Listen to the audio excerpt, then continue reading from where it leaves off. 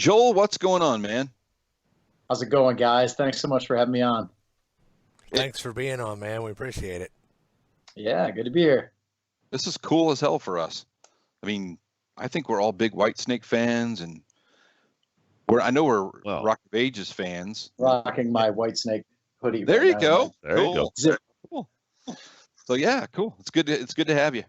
Yeah, good to be here, dude. Thank you. So what have you been up to lately? I mean, we never see you on anything. You're always at home. You This never dude's this dude's got this dude's got a resume that's like, I mean, it's like oh, where do you want to start? I mean, it's like, can we start from the beginning? 25 Let's start feet from the, long. I mean, it's like, holy You're crap. catching me on pretty much the only hiatus of the year. This is kind of my time to regroup, and even that is filling up in a hurry. This was intended to be my kind of downtime of the year because I last November, December, I kind of bolted right into the Trans-Siberian Orchestra tour. As soon as I was off of that, I think I had 10 days at home, and I did a run with Cher in Vegas, and then I did the Monsters of Rock cruise on my own, and then with Russell Allen singing on my set, which was awesome. He's an amazing singer. And then went right into another run with Cher, and then I got home. So it was kind of like a steady, like nonstop for 4 months there. And then this is kind of like, I had a couple one-offs with that Rock of Ages, Broadway's Rock of Ages band we kind of do corporates or whatever. It's fun. We just play the covers. And I worked with those guys for 6 years. So it's like we're friends, and it's just, those are fun.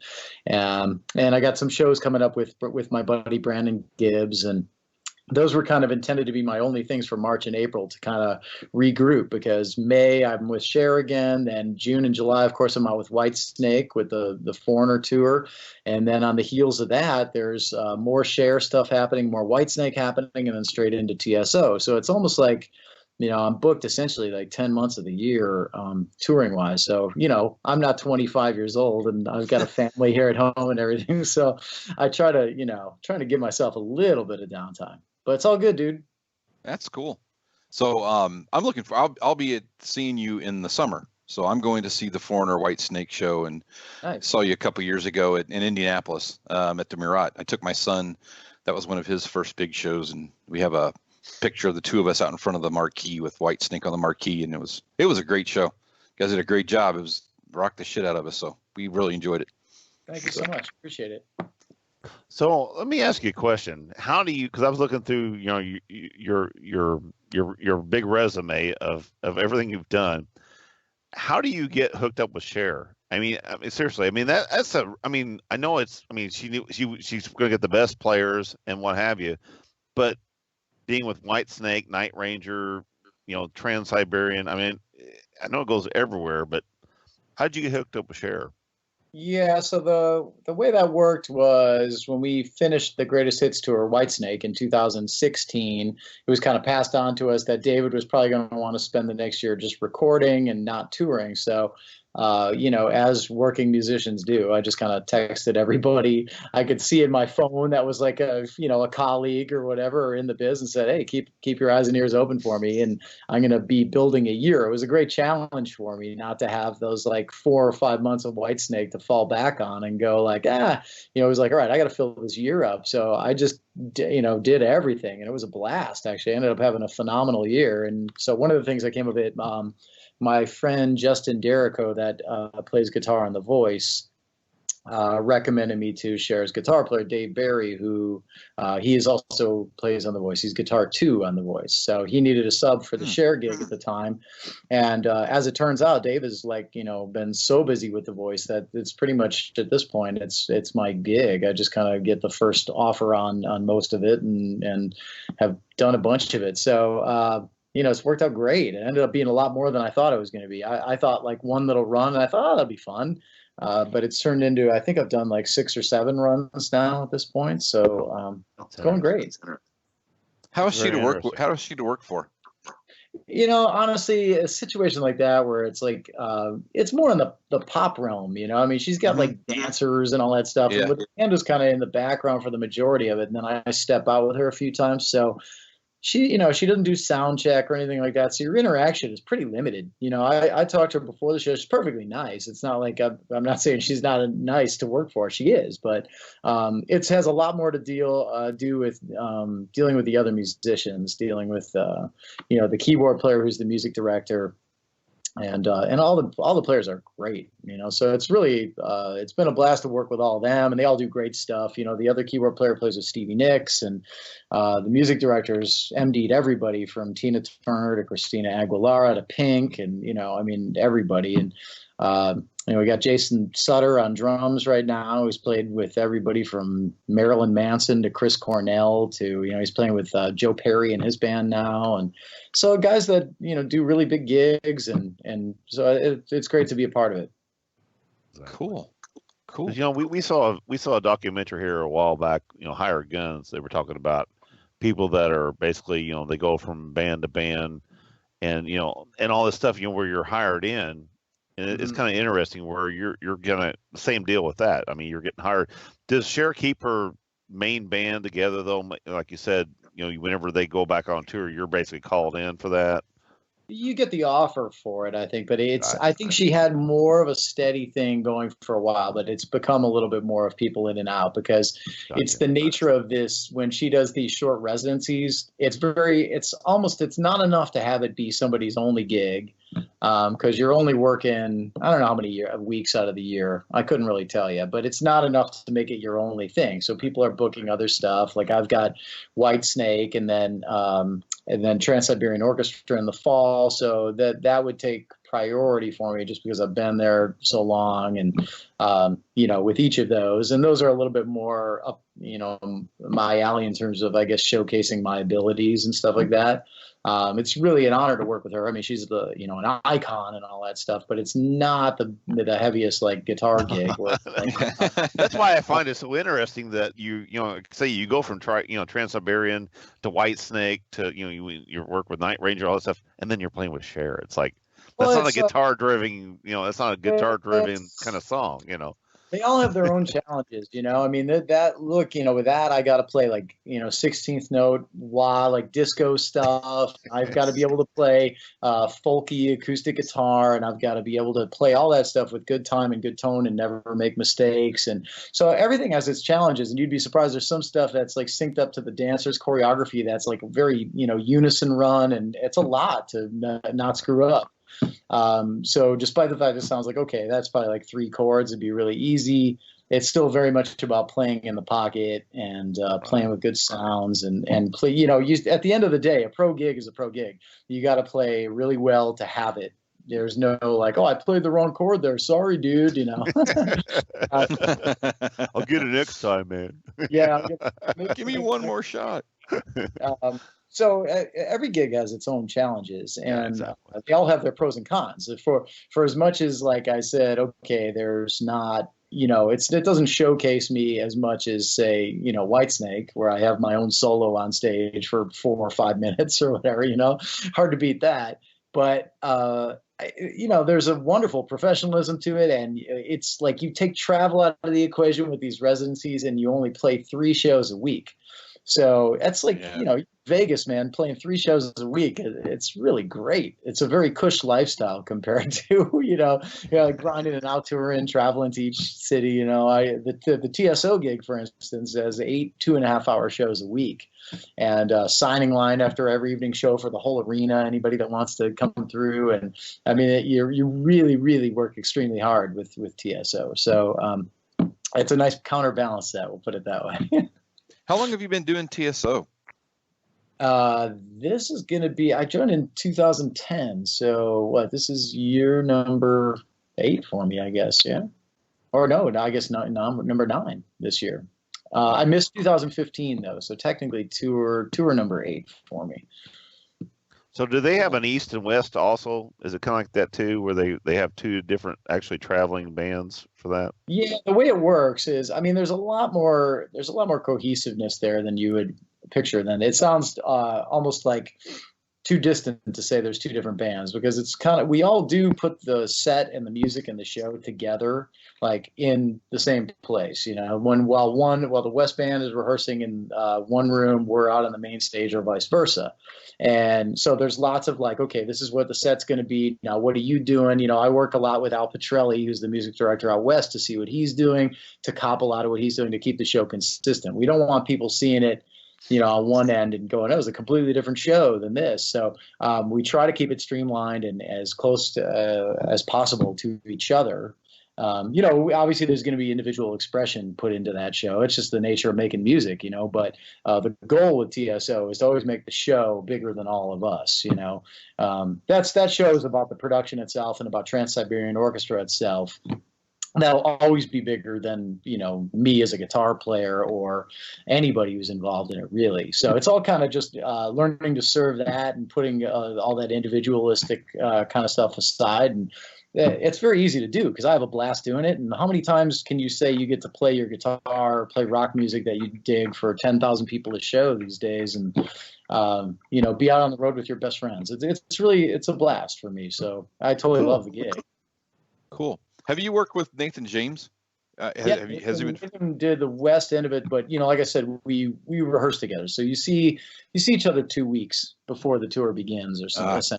Got you. So yeah, but Nathan and I also co-wrote. I guess was it only one song that made the album? The first Inglorious album. I co-wrote one of the songs. Oh, cool. Yeah, we had Colin, their bass player, on the show back a while ago, and that's a great. I love that album. I love both those albums. Not a very articulate great guy. stuff. No, I'm kidding. It's a bad joke. Boy, that must have been a long interview, huh? Yeah, it was. Yeah, way over the pond. They're great. I'm really happy for those guys. They built it up and seem to be going on their way to new heights. So that's totally cool. Nathan's an amazing dude, super nice guy. Cool. So how do you you know, it's kind of interesting with those guys being across the pond over there. And I know that, you know, does David live in England? Is that where he's at most of the time? No, he's been in Tahoe for years. Oh, okay. For a while. Yeah, I didn't know if that was. His management did a very smart thing with him back in the heyday, because he was on the road all the time, and they said, you know, we're going to put you here. They took him up to Lake Tahoe, and they said, they recommend you get a house here. He said, well, why here? You know, and they said, well, no state taxes, and you know, very very smart. You know, you think about over the years what you've saved. You know, it's outrageous. So he's got a beautiful home there, and then there's a band home in Reno that there's bedrooms and a studio built into what essentially just looks like a really really nice suburban home. And but inside, when you open the doors, it's a rock palace. Yeah, exactly. There's a rock band living in there, so it's great going out there. And David usually stays at the band house when we go down there, so you know there's lots of time. He still loves to be one of the boys and one of the guys. You know, he doesn't want to be alienated from the rest of us, despite the fact he's worth much more money than the rest of us. But he's a wonderful guy, man. He's been a great boss so far. It's kind of interesting because he's one of those guys. You know, you made a comment earlier when we were talking about, you know, these guys need to know, these artists need to know. Older artists forget where they're getting their exposure nowadays. You know, they're waiting for that big interview, or we're waiting for that big interview. And it's interesting because David's on social media all the time. It's crazy. Yeah, he loves Twitter, right? That's his thing. He does. He's on it all the time, and he posts the funniest shit. I swear to God, I'm just. Well, that's how he is in person too. He's very much about the laughs, you know, which is great. It's and you know, I've said this in interviews before, but it's pretty cool because you'll be laughing with him about stuff, and he'll be cracking you up, and then the next minute he'll tell you a story about, you know, working with Jimmy Page or with Richie Blackmore or something. It's like, oh wow, wait a minute, I forgot that this dude. You know, you start forgetting because you just start having fun with him. But it's like, oh yeah, this guy's worked with, you know, legendary dudes and is a legendary dude in his own right. You know, so it's you know, for me it's great fun. I grew up with all these 80s guys, you know. I'm a little younger, you know. I'm not going to tell you my age, I guess, but you could Google it, I'm sure. But I grew up with, you know, even when I was in Night Ranger, I used to have Brad Gillis and Jeff Watson hung up, all my favorite guitar players, and those guys were all hung up on the wall. And so it's been fun for me to get to work with a lot of my heroes from back when I was younger. That's cool. So last year was the 20th anniversary of the Rock and Roll Fantasy Camp, and you were one of the camp counselors. You care to talk about that a little bit? Yeah, I've done 2 of those. So I did a Deep Purple themed one. That was the first one, and then the second one was Heart and Guns N' Roses, because Steven Adler and Nancy Wilson were kind of the. So what you do is they give you a camper band, so to say, so to speak, like I guess 4 or 5 of the people who have paid to go to the camp, and it's kind of your job to whip them into shape. And then you perform live with them a couple times, and I had a blast, man. I mean, I think you have to enjoy that, and I do. When I was younger, I used to teach 70 students a week, so I've got a long history of teaching and knowing how to articulate that to people and explain things and break it down, and also just get a grasp on what people are capable of, and not try and overreach. And so I've had a great time. They run, David Fishoff runs a great thing there. Been honored to be a part of it. Let me ask you something about your preferences on rig, as far as guitars and amps and stuff like that. What do you use? What are your preferences on that? I've been using the Friedman B100s on the Whitesnake tours, the first 2 tours that I did with the band, and used that on the new album. Also, a modded Marshall 800 that was basically Slash's. Wow. I used a Metza Barba amp. I forget the model, but they hooked me up with a head that's a great head, and Victory, and I'm going to forget that model number too. I'm awful with the model numbers. But right. I used all these on the new record kind of most of the time, one of them in conjunction with the Marshall. The Marshall kind of became the mainstay. Right. Trying to think if there's anything else I'm missing in there, but I think those were the main heads. Reb does those custom audio electronics heads, which are great too. And actually, I ended up using those on a few things just out of sheer laziness. We'd have Reb's amp set up. Let's just keep rolling through that. But yeah, so there you go. I used like 5 amps on the new album. So there's not really one thing I'm tied into. And as far as guitars go, I'm a Les Paul guy, but I figured that's what it was, because every picture I see with you, you're Les Paul. So yeah, but I mean, there's definitely a spot for I sort of like the traditional guitars. I like the Les Paul Strats and Tellys in terms of what I think sounds good to my ears, and just kind of traditional sound of the Fender and the Gibson stuff. I got a great Friedman Telly that's done really well for me, and of course the guys at Atomic make me some Les Paul style guitars, that Purple Sparkle guitar, and with Night Ranger the American Flag guitar, and those sound great. So again, I'm not really tied into any one company, which is a great place to be. I can just kind of play instruments that I like without anybody griping about, hey, how come you didn't use our guitar? I haven't signed anything exclusive with anybody. The Cher thing I've been using on the step out stuff, the Phil Collin model Jackson, the Jackson PC1. I just think that's a gig without an amp on stage. The amp is off stage in an ISO box. And so for me to have the sustainer on there, that's a huge thing. And I needed a foil, something to stay in tune, because I'm doing some Jimmy Bar stuff, and you're stepping out. So give me a minute, let me run back to the pedal board and tune up while I'm, Yeah, you need a Lockett tremolo at that point. You need a Floyd or something. Yeah, exactly. Yeah. At that point, you've definitely, you're hanging out to dry if something's going wrong. So that's worked out great on that gig. And TSO is kind of like, when I do that, I make it, that gig is really visual, in my opinion. It's a lot about the production and the lights and the lasers and pyro. And so for me, the more guitars I can cram into it, the better. If I get my collection out there, and I could probably do the whole show with like a couple of guitars, but I end up using like 10 every year, because it's like, it's just fun. Gives me an opportunity to knock the dust off all of them if they've been sitting around for 10 months, and go, let's get it out there. But I usually bring a few Les Pauls, and I got a Firebird this year, my first one of those that I That's cool. played, and a V, and all the you can use all the pointy guitars on TSO. It's very cool. Exactly. Those are the ones that Paul O'Neill always liked. He didn't like the single coil guitars, not so much on the Strats and the Tellys. You're supposed to kind of avoid those, but yeah. Yeah, my wife she's been to two of those shows as far as the Trans-Siberian, and she was talking about, because I haven't been to one yet, and she's like, it's just more than music. It's the the lights and there. I mean, it's a production. It's a huge production. It's definitely the show that's like I said, that's always bigger than the performers, which is totally fine. I don't need everything I do to be about. It gets boring. I get bored listening to endless guitar solos and guitar players sometimes too. I like it to be about just show and songs, and that's the stuff that I'm more into anyway. So it's all good with me. It's a blast to be a part of, and it's different too with TSO.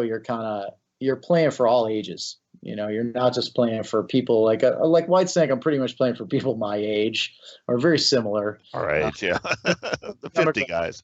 But with TSO, you're playing all the way from the grandparents to the little kids to everything in between. So you've got a wide variety to play for, and some people bum out on that. But I got to tell you, man, you can go out in the audience, and I play sometimes for kids, and you realize you just changed their life, when you do stuff like that. You step off a stage where you're in front of 10,000 people and you walk up to them and you play a little bit, or, we'll joke or sit down next to them if there's a seat or whatever. And you get these beautiful thank you emails from the parents about that stuff, how you impacted their kids now playing guitar or now playing, music and really focused on it. And so stuff like that to me, the older I get, the more that stuff means something to me, more than just whatever self-gratification. It's cool to see a show like that gives something back to people, and you really feel like you're inspiring people, kids, and that's fun. Well, I mean, ask Gene or Paul if they mind if an 80-year-old or a 3-year-old's at their concert. They don't care. I mean, they look at it as they're fans, and there's new fans that are coming in. I mean, you're going to make new fans every day. So absolutely, that's great. Awesome. Yeah. Awesome. In 2015, you put out an album called Dying to Live. Would you like to talk about that a little bit? Yeah, so, before that, in previous years, I guess probably 2001 through 2007, I'd put out a few instrumental CDs. And those are first one was very rock fusion. Second one was rock fusion progressive-ish. And then the third one was a fingerstyle acoustic album. So, then as things kind of took off for me in this, 80s rock niche or whatever, if you will, sounds so cliche, but, getting in Night Ranger and doing Rock of Ages and doing Trans-Siberian Orchestra and then Whitesnake. And there was a lot of people that are like, you don't have any rock stuff of your own out, why not? And I thought, I guess it'd be smart for me to do that. So I just basically got my favorite musicians in the classic rock scene and made an album. And it was cool because I got to do all the writing on it, like the words, the lyrics and everything, which you're never really afforded that luxury as a guitar player in bands that you're kind of a newer member of. I'm not going to step into Night Ranger or Whitesnake and say, guys, I got the lyrics covered on this one, and rightfully so. I mean, these guys have, fought for 35 years to build up their bands. And so, who's the guy who's been in the band 5 years to step in and say, I want to do that. So it gave me an opportunity to do that, the lyrics and the melodies and everything, and write all the music and produce it the way I wanted it to sound. And so the lineup was great. Vinny Appice on drums, and Tony Franklin on bass, and Russell Allen and Jeff Scott Soto did the singing for me, and then Derek Sherinian played keyboards. So great lineup of musicians, and great I got lineup. Great feedback on it from people. So really proud of the effort I put in on it, and hopefully be able to do some kind of follow up for it. It's great. I listened to it. The last couple of days too to get ready for this as well. But I didn't realize it was out there, so it was cool to. That's the thing about this for us, I think too, is we get turned on to new stuff that we haven't heard, or something that's buried somewhere that we didn't catch at some point. And it's really good. That Scream song that's on that album, I love that song. I've had that in the car to the point where the people around me with the windows all rolled up are like, what the hell is going on? The best thing to do is get caught singing and dancing in your car while you're driving. Exactly right. That's exactly right.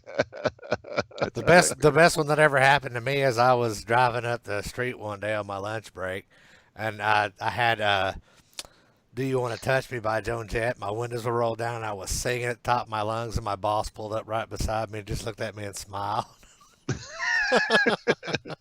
She's like, no, I don't want you to touch. I don't want you to touch, Alan. I don't want to touch you. I don't want to touch. I don't want to see you being touched. No touching. Wow. Anyway. So Joel, is there anybody that you haven't played with that you would really like to play with?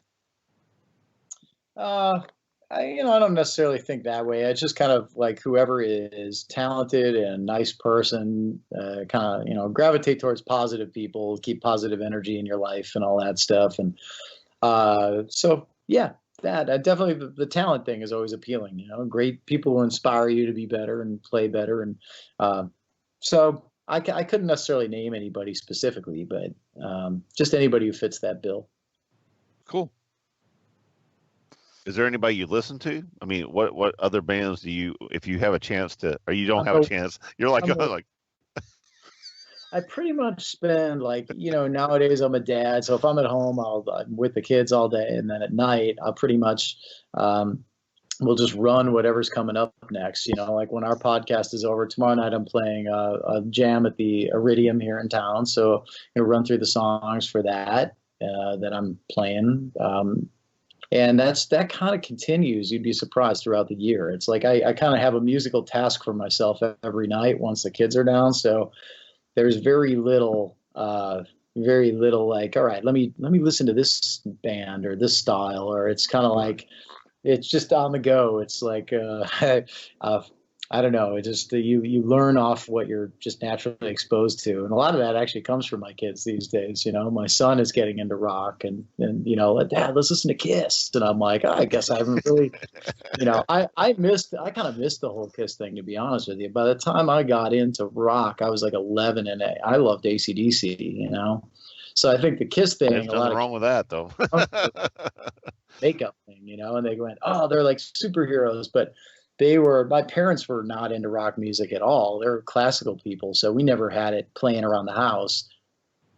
So like I said, I kind of missed the Kiss thing a bit. I got into them like when they took off the makeup, and I was like, oh, that's a cool song, like Lick It Up. I was like, that's a jam. That's a cool song. I like that, but I missed all the early Kiss stuff. I had to go back and we were into Kiss when it was hard to be a Kiss fan.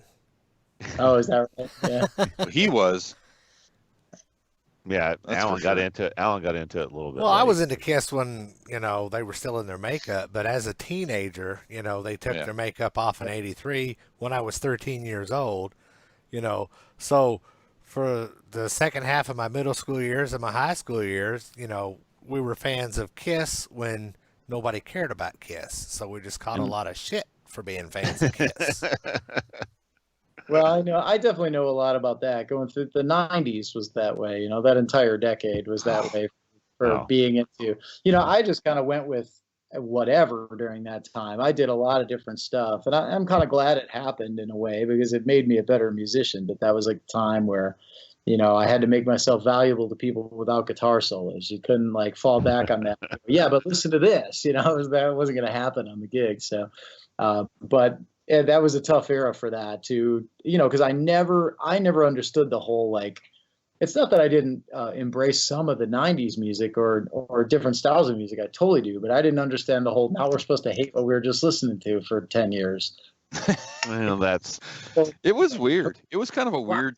Why would you all of a sudden act like you don't like the music you just liked? You were listening to for 10 years because the guys looked. Yeah, no. I believe that's called being pretentious. I guess. I don't know. For me, it was like, there's like some of those bands I like. There were some good Stone Temple Pilots tunes and some good Soundgarden stuff for sure. And, some of it I liked more than the other stuff, but I couldn't necessarily chalk up like a whole decade and say, well, I would never listen to that. It just doesn't make any sense. But that's kind of what was happening to the 80s when the 90s were happening. Oh, exactly. So But the thing is, you got to be strong enough to do that. I mean, I'm the guy who rock out to Kiss, and then I'll pull out a Carpenter's album and think that Karen Carpenter is an angel, and I'll sing along with her shit all day long. You know what? Well, And the thing is, I don't care. I don't care what people honestly, think. yeah, I don't care either. And I could truthfully say I've never been like the prototypical like cool dude. It's even with what I gig with now isn't necessarily like in vogue. Especially I live in Manhattan, where you get everybody's all the musicians are trendy and still trying to act like they're 25 years old and for the contemporary pop gigs. And so for me, I'm like, well, why would I do that? I love all my gigs, and I think they're cool, and I have a blast doing it. And I think secretly, people that have those trendy gigs are always a little more envious of some of the stuff I'm doing anyway, and go, man, I wish I could, have fun like that, and rock out on stage and be animated and have a ball. And so that's all good, man. But to each his own, and I would never begrudge anybody. It's all, life is so much more than that to make things a contest. It's definitely, for me, it's about self-driven goals more than it is other people. Yeah. do you remember the first time you walked on the big stage, your first big show? Well, big is definitely a relative term, right? I mean, I remember my first band gig, which was a talent show at our drummer's high school. And I remember it. I was so scared I couldn't move my feet. They were like, gorilla glued to the deck. It was like complete anxiety, just like, oh my God, it was one of those, the curtain went up or whatever, and there we were, and I think it was pretty horrendous. I think like a couple of things weren't even in the PA, and it's like I think it was maybe like one guitar and a vocal that made it into the PA because the front of house guy was like one of our buddies or something, But anyway, whatever, all good. Take all these steps, and somehow everything ended up pretty good. So Cool. Look, you've come a long way. I think you made it. Again, that's all relative. You know what I mean? It's I think that if I had to go with the definition of that, it'd be getting through the whole thing, never having to do anything else. Which it's looking promising, but you never know. Like I just think life would feel pretty bad if all of a sudden I was like waiting tables in another like 15 years or something. 10, 15 years down the road. So I say it all with like try and have gratitude for the moment and like appreciation for everything that's going on and that you're able to make a living doing it. And that's kind of the modern day rock star, the rock star, the multiple Ferraris and the mansion dream is kind of like, well, realistically, it's more about like, can you actually make a living doing this and like, do pretty well. So.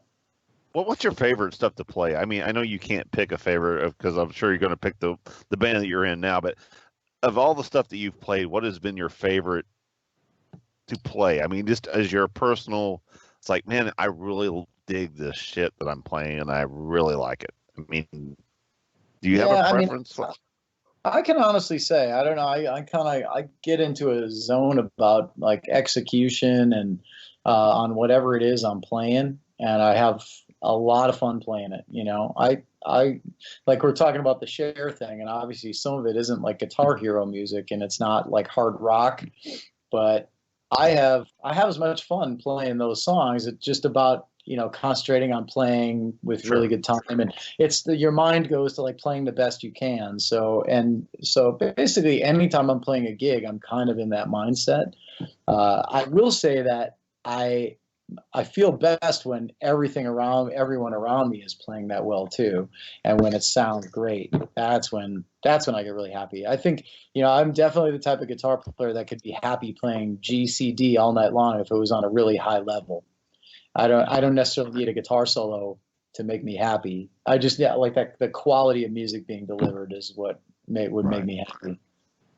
There's some, and like I say, I play in a band too, and there's some nights that are better than others, and there's some nights that just the sound is mixed right, everything's clicking, everybody's clicking on everybody else, and those are the nights you get some of those gigs that they start rolling and they just don't work, and then it's like you go home, it's like you feel like you've been beat to the dog, like a dog, and then like I say, the next gig you go there and just everything kind of works and there's kind of a harmony. and everything is. You go home and it's like going, that was fun. That was actually why I do this. I think I have, just from my parents being classical people, there's like a bar that's there for me just because in the back of my mind in terms of what's good music. Just because, they weren't cheap dates in terms of like having them out to my shows and having them tell me that we were good. My parents would pretty much give me the straight skinny and be like, you guys were bad, if stuff was pitchy and out of time and out of tune and, they wouldn't tell me. That was amazing. They would be like, okay, you're coming along, That's good though. Yeah, it is. So go ahead. No, go ahead. No, I'm sorry. That was pretty much the end of my thought. So them being classically trained and you started down this rock road and you went and said, I'm going to be a guitarist in a rock band. That's my goal. Were they very accepting of that, or were they like, no, that's not where I think so. I mean, they were accepting enough to let me go out to GIT in Hollywood when I was 19. So that's pretty accepting. They let me go out there for that, and were supportive of that. They weren't like overwhelmingly like, yeah, you got to do it, let's help them. And it wasn't necessarily like that. I think there was definitely some recommendations of, you might want to make music your hobby because it's really hard to make a living playing music. And, there were definitely a few of those talks. It wasn't like blind optimism. But that being said, that I kind of regret because it's really, as the older I got, the more I just realized it's all just about working hard. If you work really, really hard and like you're fine. I'm yet to meet a guitar player who's like, man, I practiced 8 hours a day my entire life and I'm still terrible and like I can't make a living at it. It's like that doesn't happen. You become amazing and you make a living at it. That's the way it goes. But it's putting in those 8 hours. I think there's a book on that, right? The Outliers, talking about the number of hours spent doing something. The natural ability thing is overrated. Totally agree with that. It's all just like, it's about time spent doing something. So how about your kids? Are they musical? I mean, have they gotten that gift? Super young, very young, 6 and 2. So, but yeah, I would say so. I think there's definitely some signals that stuff's all there. So be fun to watch it. But then again, they don't necessarily have to do that. I don't want to be that rock dad, that guy who makes their kid all about them, names their kid after a rock star, or a piece of fruit. You didn't name one of them after a piece of fruit, did you? or a classical composer like Eddie Van Halen did. To me, that always felt like, okay, well, now you're just saying that this kid's got to be like a prodigy. That's a lot of pressure. I think I'd rather have my kids just be happy and figure out what they want to do. The one thing I'll try and instill in them is to work hard, though. It's kind of interesting because you got Wolfgang that's in Van Halen. And you got Daz from, Rick Nielsen's sons playing in Cheap Trick, which is kind of cool. I mean, you do have a little bit of that going on, which is kind of cool. There definitely is the sons. And, obviously I wouldn't lie. It'd be fun to watch my son take up guitar and be able to show him stuff on there. But if he's not into it, he's not into it. We'll see how it goes. And seems like he's going to be. He's definitely emulating rock stars like nonstop, and is, we're working on the music fundamentals on keyboard first and seeing if I can get that going. But he's been air guitaring since he was 2 years old. He was Dee Snider for Halloween when he was 2. So that is epic. There you go. Definitely a lot of it. I want some candy. Yeah. And if you don't, we're not gonna take it. Awesome. So that's kind of interesting. So how did he get to be? Did he pick Dee Snider at 2? Yeah, I mean those songs, those Twisted Sister songs, really appeal to kids. The "We're Not Gonna Take It" thing, which Dee divulged to me is basically "Oh Come All Ye Faithful," if you think of the notes. Da da da da da da. Oh come all ye faithful So it's really the same melody that kind of hooks kids in, and they like the rebellion thing of we're not going to take it, and it's very easy to latch onto that chorus. It's sung over and over, and definitely the I Want to Rock. The video itself was almost a cartoon. I mean, it was basically a Looney Tune type cartoon. Yeah, and they've got obviously the Kids Are Back. My son loves that one. Yeah. And Can't Stop Rock and Roll. All those songs are really easy to latch onto the choruses for kids. So it's funny, for a while that was like the only band. It was like just Dee Snider and Twisted Sister. That was it. That was all he had time for. It's like going. So, here's the Night Ranger, and here's the. This is my son. You see the Whitesnake in the background? Oh yeah, cool. Oh yeah, awesome. So it's kind of funny. He is my concert buddy. So he was 15 at the time, and now he's 17. But and he'll go to everything. So he's like, we've got shows lined up for this summer, and we're coming to see Foreigner again because we went last. So we're coming to see you guys again. But this show kind of was a last minute deal. I knew tickets were on sale, and we were going down the road, and I don't here in town or whatever. And Here I Go Again comes on the radio, and he goes, "We're going to that show, right?" I'm like, we are now. Yeah. I'm like, yeah. It's funny because he knew 2 songs of the whole show, stood the entire time, fist pumping in the air, had a great time, and he left. He's like, hey, and he's been to a bunch of shows. It's kind of funny. He's a lot like me at that age, but it's great to be able to experience that with kids and have a very similar musical taste. Because I have other kids that we don't. I have one kid that's really into EDM and that stuff, which I can't figure that shit out. I